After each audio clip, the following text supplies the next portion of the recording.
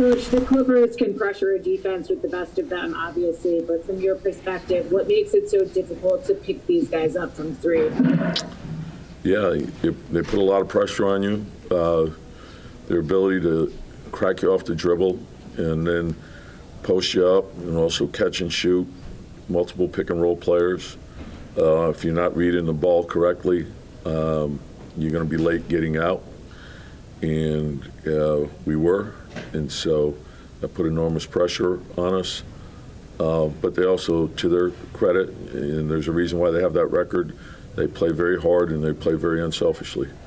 And so, I thought we did some good things offensively. Didn't like the way we started the second half.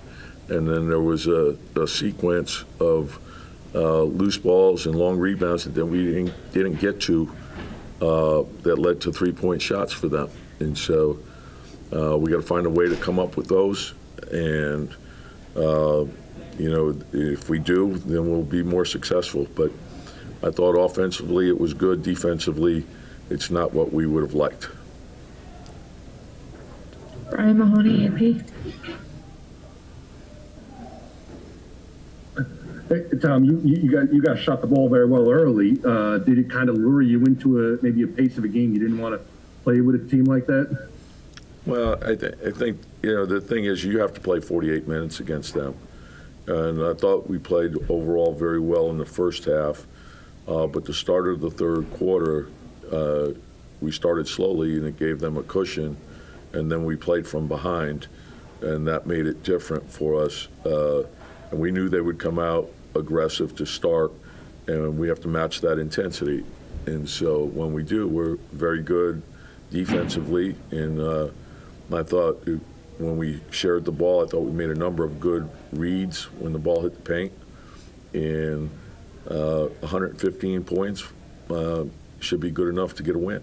And this team, as I mentioned, they're great at putting pressure on you, getting into the paint, and then spraying it out, and then you have to close. And if your closeouts are short, they can shoot the ball. They have a lot of shooting on their roster. Your body in your post. You guys are down double digits in the fourth quarter. You cut it to 2. Is that the kind of game where if you have a crowd in the building, like the crowd would just be going nuts and it would be such an advantage for you guys? Yeah, I think it's league wide, and that's one of the things that's probably a little different, and it probably benefits you more when you're on the road. But it's our reality, and so you've got to make the best of the circumstances that you do have. But home court, the fans are a big part of it. And so right now they're not here, so we have to count on each other for energy. And if we make hustle plays, make effort plays, make unselfish plays, those are the type of things that unite and inspire a team. And so that you can see it, and every team does it. If those type of plays can get you going, and that's what you have to do to win. Yeah. Ian Bailey, SMI. Yeah, Tom, I think it was a little over 8 minutes to go. I think you guys were down 5, and the Clippers called timeout, and they got Kawhi in. Did you consider then doing a counter substitution? And I guess it was a couple minutes later where you actually subbed guys in. What was your thought there? Well, I like the way that group was playing to start the fourth quarter, and so we're trying to ride it a little bit, and I thought they put us in pretty good position. And as I mentioned, I like the way our bench plays. I think they have good cohesion. So that's what we did. Respect NBC. Hey, Tom, you made several runs to get back in it in the second half, but you just couldn't get over the hump. How much energy does it take to continue to play catch-up in that situation? You have to do what's necessary to win, and so we'd like to be consistent with our effort for 48 minutes, but there's a lot of fight in the team, and as I said, in every game there's things that you do well and things that you don't do as well as you would like, We have to take a hard look at the film, make our corrections, and then there's a quick turnaround for tomorrow's game. So we have to be right and ready for that game as well.